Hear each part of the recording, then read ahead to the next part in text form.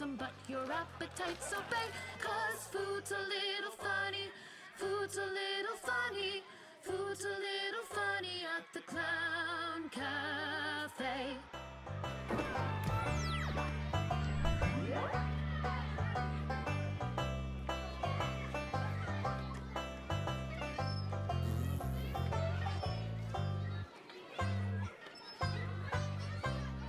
Drop on by the Clown Cafe, your favorite meals on wheels. The menu is disgusting and it's full of special deals. Nothing here is good for you, so grab yourself a tray. 'Cause food's a little funny at the Clown Cafe. Drop on by the Clown Cafe.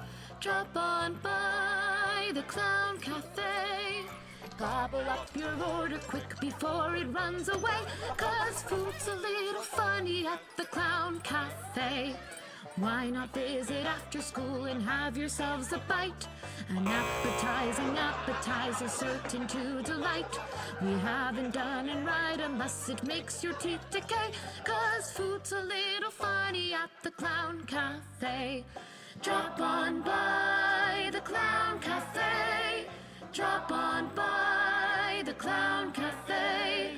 The grub is downright gruesome, but your appetites obey. 'Cause food's a little funny, food's a little funny, food's a little funny at the Clown Cafe. Speaking of surprises, kids, we have a very special guest with us today. Now, for a guy who doesn't speak, he sure makes a lot of noise. All the way from Miles County, please welcome Don G. Corleone.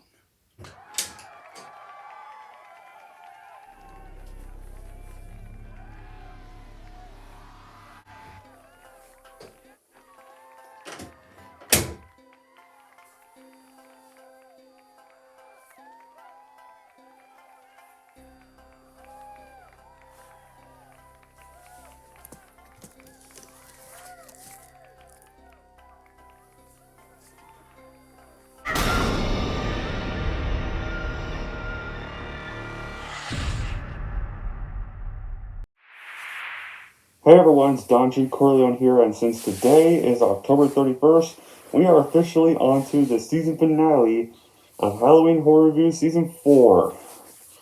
As you can tell by me being in Halloween costume, it's usually the series tradition every single time I do these.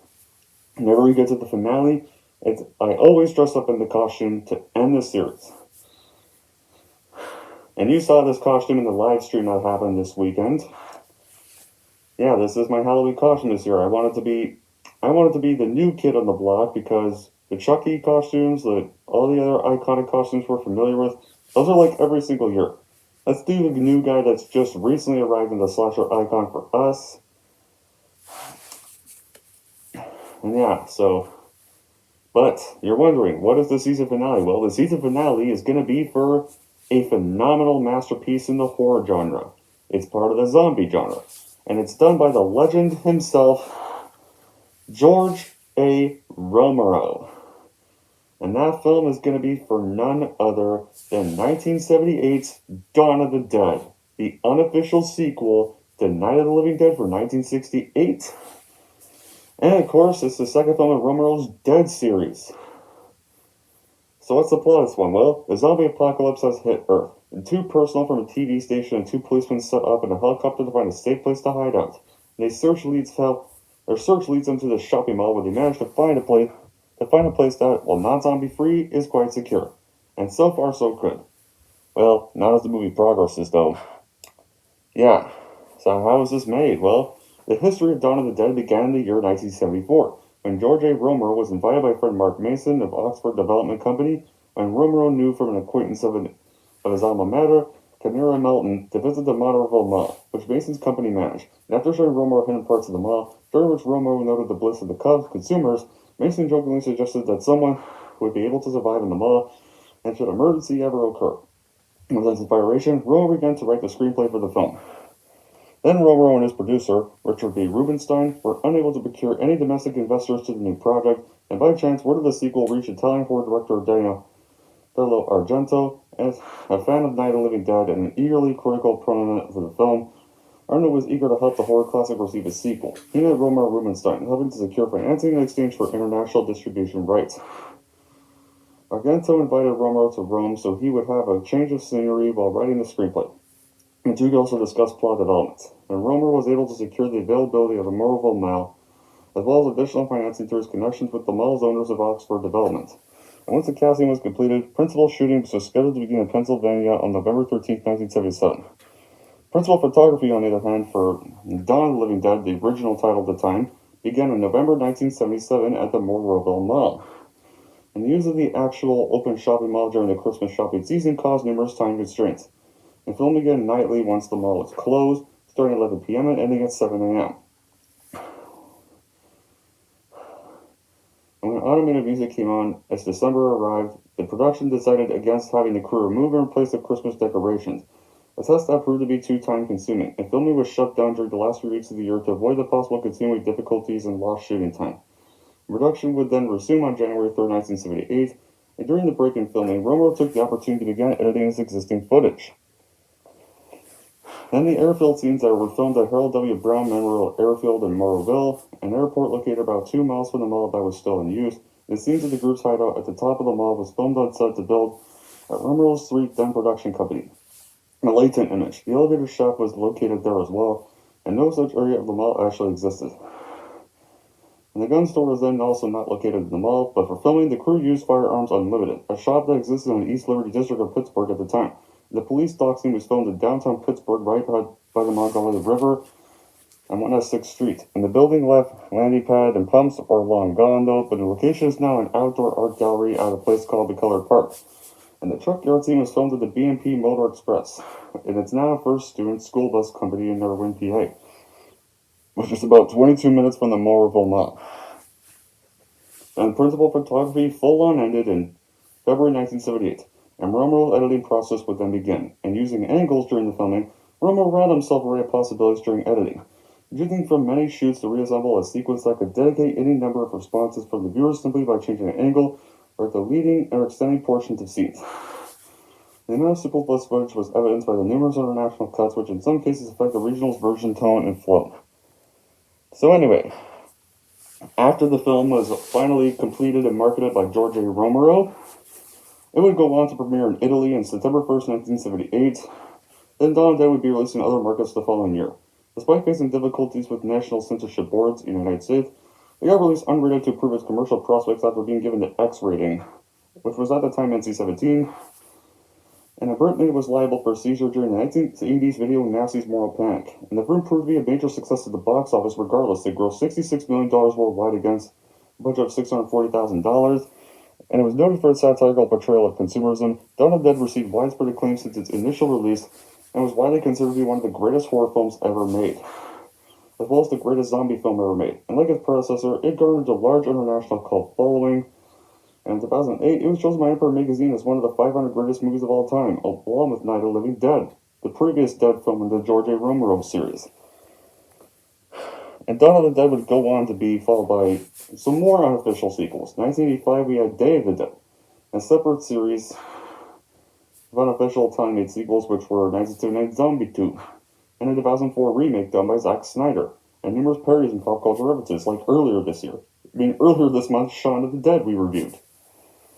Now, as for my reaction, this is easily, to nobody's surprise, the #1 best zombie film I've ever seen. And it's always going to be George Romero's best movie he has ever done. It's a massive step up from Night of the Living Dead, and he always often regards this as the best unofficial sequel to a movie ever made. Some even call it a sequel because George A. refers to these films as the Dead series, but they don't even have a connection to one another.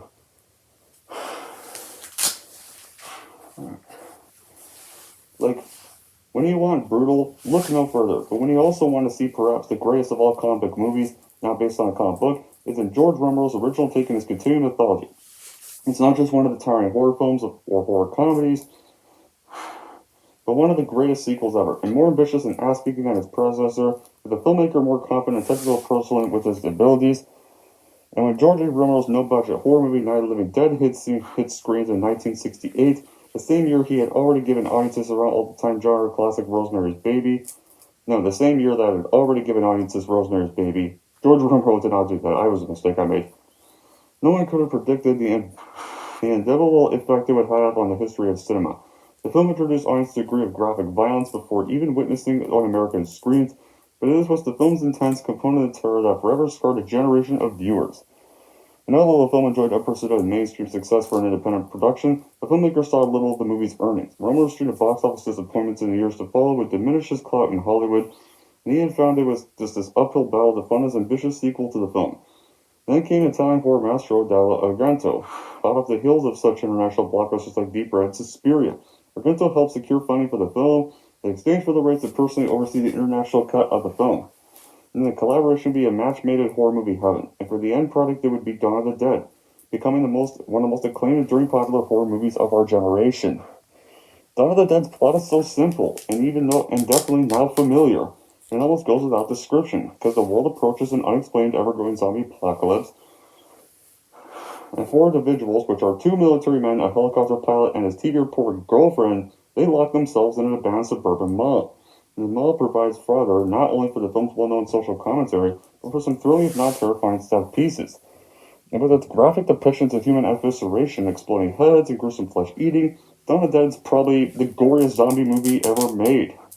The film is so violent and gruesome that it had to be released unrated in the United States for fear of being slapped with an X rating, which is now NC-17. It didn't stop the film from being a huge hit at home and abroad. It earned rave reviews from critics like Roger Ebert, who's easily called it one of the best horror movies he ever saw around the time he was around. Rest in peace. It instantly became recognized like not only as a genre classic, but one of the sharpest social satires of the decade. And its hilarious commentary on an ever-growing consumer culture embodied by the film's mall location. And originally, Romero didn't want to do any sequel to The Night of the Living Dead, but he visited some friends to a soon-to-open mall nearby his hometown, Pittsburgh, and struck a chord to who would be going there. It has much consumerism one place would mean, like why did they come here is a question. One of the four survivors happens upon a small swarming with these flesh eaters ask another, like it means something to them like instinct or this was an important part of their lives, and he definitely responds to that. I don't think necessarily Romero meant to show the film as any sort of this is what will happen type of social horror thing. It's kind of more about this is definitely where we are at now. And in that sense, but broader and a whole lot bloodier, it holds a place right next to any other zombie movie. It's above any other zombie movie. As much what the public is like, Romero acts both pessimist and optimist in its world though. Parts of all the chopped limbs, exploding heads, oh yeah, there's a lot of exploding heads here. There's tons of any stunning makeup and intensifies ripping apart. What holds up the film for me is definitely seeing these four characters come to grip with the horror they've made for themselves, and holding up in this paradise of a mall. As you can tell, it's a very fun movie, but more important, the movie inspired more zombie movies. Without this movie, we wouldn't have had stuff like The Walking Dead, there'd be no 20 Days Later, there would be no Night of the Living Dead remake, no Dawn of the Dead remake even. There wouldn't have been any other great zombie movies. There probably wouldn't even be a Shaun of the Dead without this movie. This movie is very important, especially when it was remade in 2004. The remake was also pretty good. Not as good as this, but this one's still better. But the remake is also still good. It's a fun ride. I enjoy the film. It's an entertaining horror flick. Back in 78, it probably would have been seen as more scary than it is today, but it's worth giving the movie the most credit. You could have a great time watching people murdering zombies. It has great action, great story, great plot, great effects, and real zombies. It's got gore, blood, and you see heads being blown off. George Romero wrote and directed brilliantly this movie. Tom Savini even creates great special effects for the zombies. Great makeup, great blood clips. The film is fast-paced and is excellently brilliant. You see all those SWAT teams sieging the building, shooting the zombies, and gunning down the violent gang. You see the whole world just comes to an end, and people shooting zombies. Even kids are zombies in this movie as well. Even kids are not safe in this damn movie. Dawn of the Dead is proof that extreme gore and violence doesn't always equal a dumb movie like some people would think nowadays. And the two can make very nice bedfellows indeed. The film is a rare thing that will please both gore hounds and fans of the cinema. There isn't a vast amount of films that do that. And aside from doing stuff I've already now mentioned, the somewhat follow-up to Night of the Living Dead established George Romero as a household name in many a gore fan's home, and his trilogy of zombie films that definitely ensured forever more than the frame Romero and the zombie film definitely go hand in hand. And the plot of this film especially when we have a film about four survivors of the zombie apocalypse, that I guess you can say is set after the events of Night of the Living Dead, holding up in a shopping mall to try and hide from the events going on in the outside world.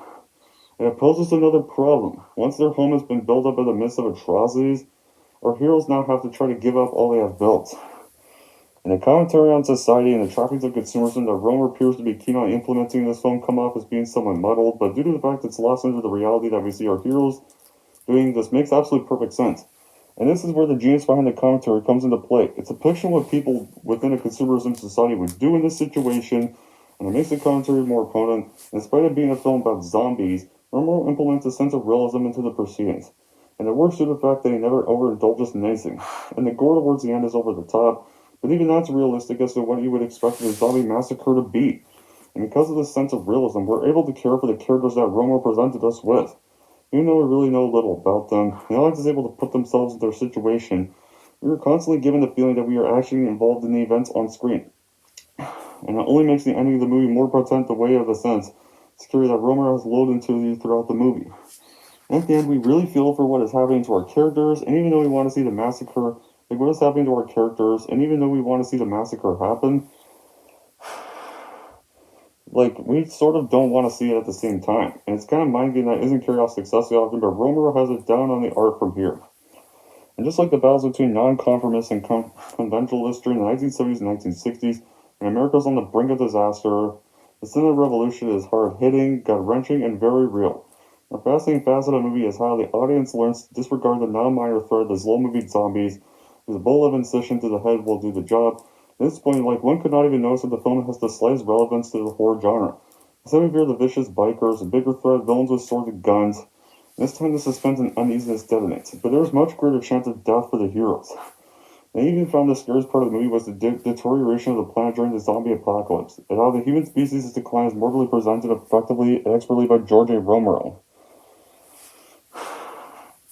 And also, the thing we also get with this, we also get a refreshing sense of black humor, which gets tossed in towards the middle of the film. Zombies, there's a scene where zombies literally attempt to walk up escalators or ice skates or explore their surroundings with chuckles as a result of their clumsiness.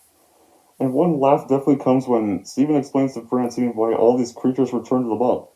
Instinct memory.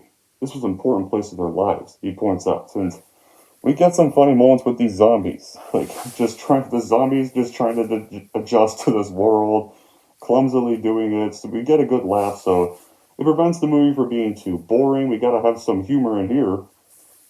Dawn of the Dead is about race, it's about class, it's about America, it's about death, about life, about consumerism, about humanity, about violence, about domestic hostility, about individuals, about society.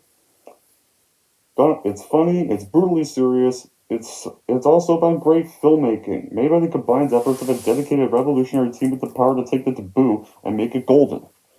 Romero really picks his actors well, and everybody fits the roles like a glove. You got George A Romero, who's definitely the most one-dimensional character of the bunch, the SWAT man who just loses his grip of reality and suffers the consequences. David M. plays the realistic and atypical action man with a conscience, who starts off as this novice and learns how to fend for himself throughout the course of the film, so he's got great character development right there. Galen Ross plays the realist of the group, always in touch with the situation, excluded because of her gender, and seeing that the mall they occupy isn't a play area but a prison.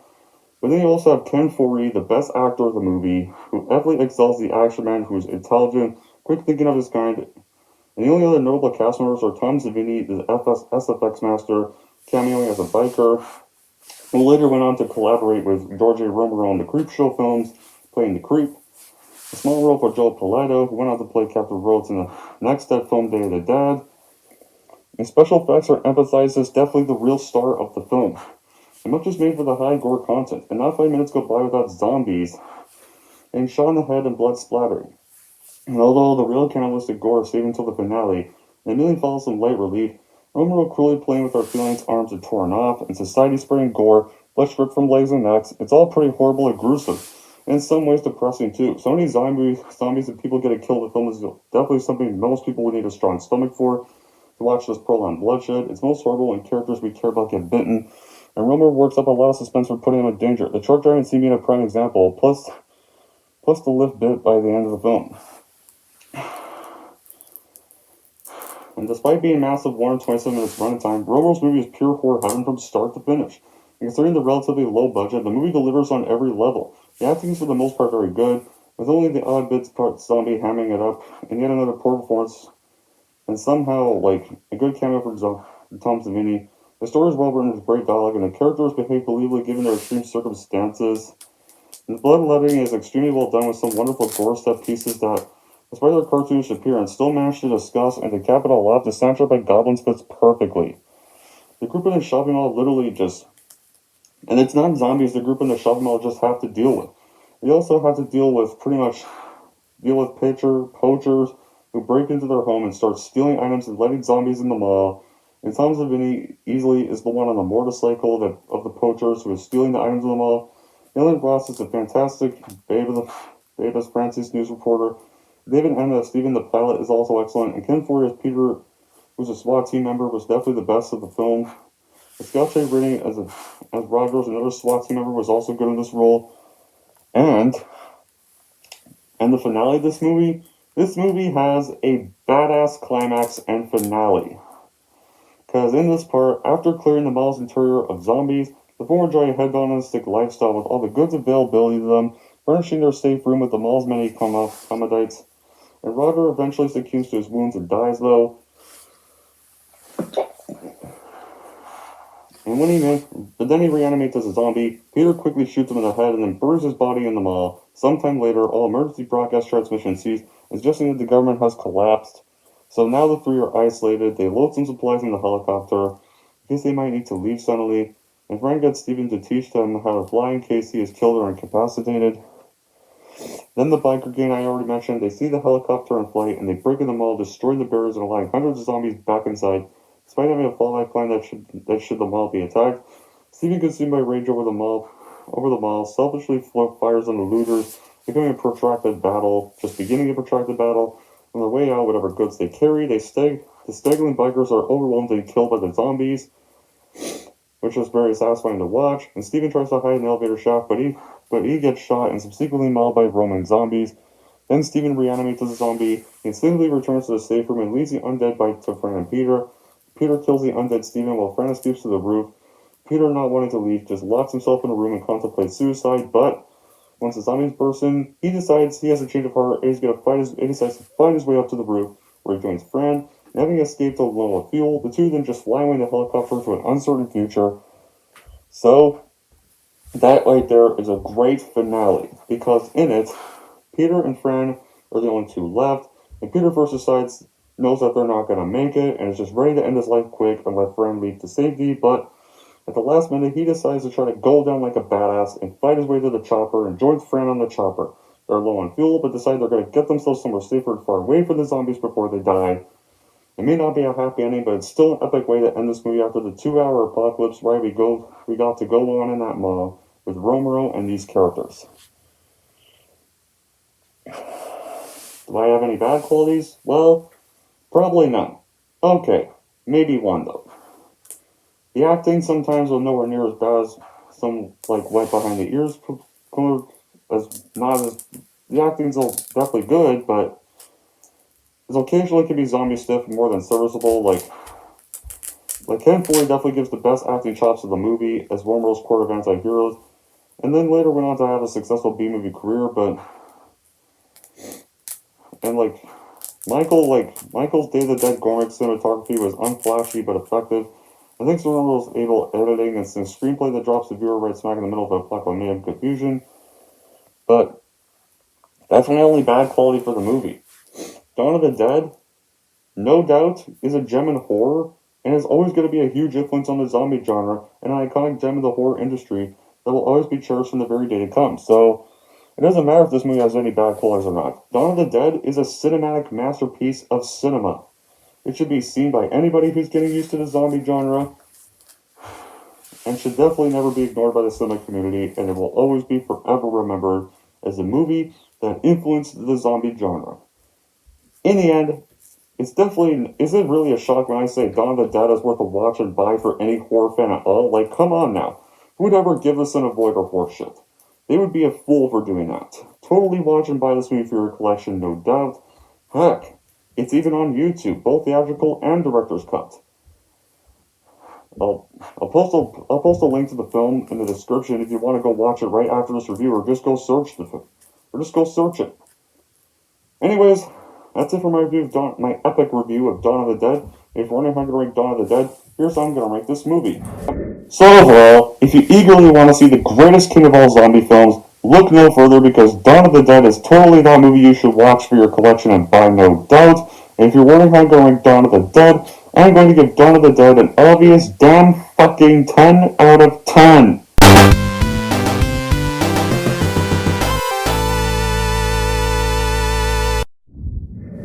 There we go. That wraps up my review, my epic review for Dawn of the Dead. And guys, that officially puts a wrap on Halloween Horror Movie Review Season 4. This was not a bad season after all. We got these all done. It was another good season as always, and I wonder what Season 5 will have in store next year. But man, this was a fun blast. This was great to film. It was a little hard at times, but we managed to get it all done before the deadline can happen. And yeah, once again, guys, easily happy Halloween. I hope you have a good Halloween, or if you had a good Halloween, tell me in the comments below. And what am I going to do for Halloween? Well, tonight I'm going to go see Five Nights at Freddy's, because I'm hearing that some of my buddies are liking it, so I decided that to quote Miles Morales and Across the Spider-Verse, I'm going to do my own thing and screw the Rotten Tomatoes critics. I've already no longer trust Rotten Tomatoes after I found out who they really were. So why should it matter what critics think or not? I'm going to do my own thing, and that's that. So I can't wait to check it out and see for myself. Maybe I'll go to Middletown, maybe I'll go to Metrotown to see it, but one of these occasions I'm going to see it. And at work we get to wear a Halloween costume, so that's going to be awesome to see. But awesome to do. And until then, guys, that'll be it for this epic movie review. That'll also be it for Halloween Horror Review Season 4. Thank y'all for watching. If you like this and want to see more, don't forget to like, subscribe to Don G. Corleone as always.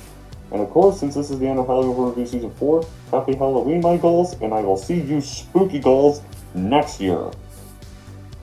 Good night, if Halloween's over in your area, and goodbye, everybody.